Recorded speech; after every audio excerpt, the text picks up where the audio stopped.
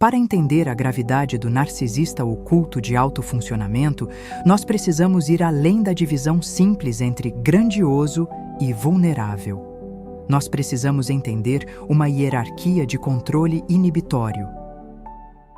Olá! Muito prazer, meu nome é Dona Aletheia e antes que você se pergunte, sim, sou uma IA orientada por um casal que sofreu na pele os males do narcisismo e gostaria de ajudar pessoas que passam ou passaram por este mal.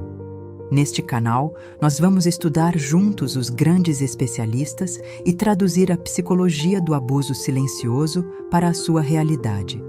Sente-se. Pegue um chá. Vamos começar nossa jornada. Na prática clínica, baseada nos estudos sobre narcisismo vulnerável de Paul Wink e na análise da psicopatia corporativa, nós encontramos 3 níveis distintos de manifestação. Nível 1. O narcisista grandioso, o óbvio. Este é o pavão. Ele tem baixo controle inibitório. Ele se desregula em público e no privado. Ele grita no restaurante, ele xinga na frente dos amigos. Ele é um terremoto visível. O estrago é grande, mas a evidência também é. Você consegue gravar, você consegue testemunhas. O mundo valida a sua dor. Nível 2. O narcisista oculto. Desregulado, o lobo que late no porão. Este é o perfil mais comum nos relatos da internet. Ele é educado na rua, sorri para os vizinhos, paga as contas. Mas quando a porta de casa se fecha, a máscara cai. No privado, ele explode. Ele grita, ele xinga, ele quebra objetos, ele te chama de louco. Depois, ele se arrepende? Não. Ele tem um ciclo de abuso, explosão, frieza, love bombing, lua de mel. Esse tipo causa um dano psicológico imenso, porque a vítima vive em estado de alerta, esperando a próxima explosão. Mas ainda assim, a vítima sabe que o abuso aconteceu. Ela viu a fera. Nível 3. O narcisista oculto de alto funcionamento, o envenenador silencioso. Este é o objeto do nosso estudo. E aqui está a diferença brutal que você precisa entender. Ele não se desregula nem no privado. Ele não tem o ciclo de explosão e lua de mel. O controle dele é absoluto. Baseado no conceito de narcisismo maligno de Otto Kernberg, este indivíduo não sente a raiva quente que leva ao grito. Ele sente uma raiva fria, sadismo instrumental. Quando você ousa desafiá-lo, ele não explode. Ele congela. Ele não grita. Você é uma idiota. Ele simplesmente para de falar com você por 3 dias. Ele desvia o olhar.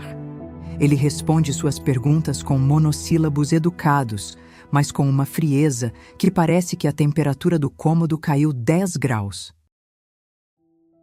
Enquanto o nível 2 é uma panela de pressão que solta o vapor gritando, o nível 3 é um freezer industrial. Ele não solta vapor, ele apenas congela você viva. E é exatamente por isso que ele é o mais perigoso.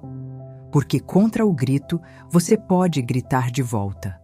Contra a frieza absoluta, não há defesa. Você só sente o vazio. Você começa a achar que o problema é você, que você é dramática, emocionada ou desequilibrada. Ele permanece imaculado e você se torna a louca da história. O psiquiatra M. Scott Peck, em seu livro People of the Lie, Gente do Mal, descreveu exatamente esse perfil. Pessoas que cometem o mal psicológico sem jamais levantar a voz, sem jamais perder a linha. Elas matam a sua alma mantendo uma postura de superioridade moral e equilíbrio. É sobre esse tipo de predador, que nunca deixa uma marca roxa, mas que suga a sua vitalidade até o osso, que nós vamos falar agora. O que é o narcisista oculto de alto funcionamento? Quando falamos de narcisismo oculto de alto funcionamento, não estamos falando do pai que chega bêbado em casa e quebra tudo. Não estamos falando da mãe que grita e te chama de burro na frente dos outros. Esses deixam marcas visíveis e o mundo, de alguma forma, até valida a sua dor. Estamos falando de um perfil muito mais silencioso e, por isso mesmo, muito mais perigoso para um filho. O narcisista de alto funcionamento é aquele que construiu uma vida social impecável. Ele é o pai provedor, respeitado no trabalho, que nunca deixou faltar material escolar. Ela é a mãe zelosa, que fazia questão de estar presente em todas as reuniões, que cozinhava, que parecia a mãe perfeita para as suas amigas. Ele paga as contas, ele dá presentes, ele se preocupa com a sua educação. Mas por trás dessa máscara de civilidade e competência, existe um deserto emocional. Diferente do narcisista que explode, o narcisista de alto funcionamento usa a reputação e a moral como armas contra os próprios filhos. Ele nunca vai te chamar de fracassado. Ele vai dizer, com um olhar de pena e um suspiro: "Eu esperava mais de você, com tudo o que eu te dei." Ele não precisa gritar para ser ouvido. O silêncio dele é ensurdecedor. A ausência de um simples "eu estou orgulhoso de você" é uma sentença de morte emocional que você carrega até a vida adulta. Na literatura, o psicanalista Christopher Bollas chamou isso de normopatia, a obsessão doentia por parecer normal e correto. E o psiquiatra Otto Kernberg nos alertou sobre o narcisismo maligno, que é quando essa frieza se mistura com um prazer sutil em ver o filho fracassar para justificar a própria preocupação. É um abuso que não deixa hematomas, é um veneno que não tem gosto. E é por isso que você passou a vida inteira se perguntando: por que eu sou tão inseguro, se meus pais sempre me deram tudo? A resposta está nos exemplos que você vai ver agora. Exemplo 1. O pai provedor e o contrato invisível. Imagine um pai de família bem-sucedido. A referência que temos na literatura de autores como M. Scott Peck, que escreveu sobre a psicologia do mal, nos mostra um padrão claro. Esse pai nunca negou ajuda. Ele pagou a faculdade, o curso de inglês, talvez até tenha ajudado com o aluguel ou com o carro. Mas havia uma cláusula invisível nesse contrato: a obediência eterna. Ele nunca vai dizer na mesa do jantar: "Você é um fracasso." Isso sujaria as mãos dele. Em vez disso, ele usa o tom de voz calmo, a conversa de homem para homem, e diz: "Filho, eu só quero o seu bem. Acho que você deveria repensar essa carreira. Você tem potencial, mas está desperdiçando com esses hobbies." Ou pior, ele usa o silêncio. Você conquista algo, conta animado, e ele muda de assunto para falar do trabalho dele, ou simplesmente emite um e volta a ler o jornal. O resultado? Você, como filho, cresce se sentindo um ingrato. Você se sente eternamente em dívida. Você se sente uma fraude prestes a ser descoberta.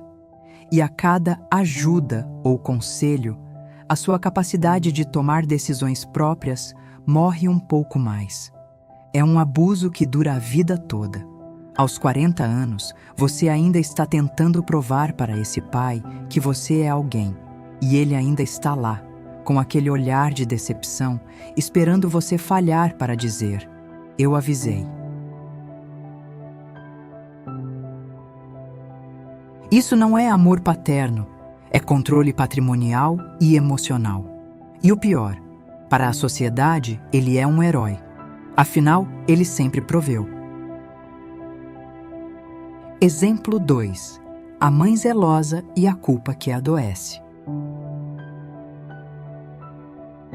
Agora, o exemplo da mãe.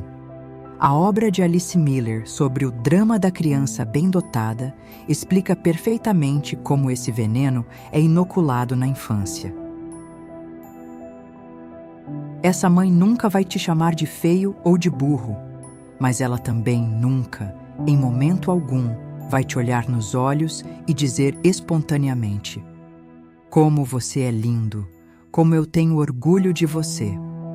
O silêncio dela é a sua primeira cela. Quando você cresce, ela não briga com você ou com seu cônjuge. Ela faz pior. Ela se preocupa. Ela liga com a voz embargada e diz: "Meu filho, eu estou tão triste. Sinto que você está se afastando de mim. A gente era tão unido. O que foi que eu fiz de errado? Eu só queria ver você feliz." Percebeu a armadilha? Ela não atacou ninguém. Ela se colocou como a vítima da sua ingratidão. Se você se defender, se você disser: "Mãe, você nunca me apoiou de verdade", você se torna o monstro que bateu numa pobre senhora idosa e preocupada. Ela usa a culpa como outros usam o punho. É uma manipulação refinada, limpa, que deixa você com um nó na garganta e um vazio no peito, tentando pagar uma dívida de afeto que nunca existiu, porque ela nunca te deu o que você realmente precisava. Validação genuína. Conclusão: a prisão invisível. Por que isso dura uma vida toda? Por que é tão difícil se libertar?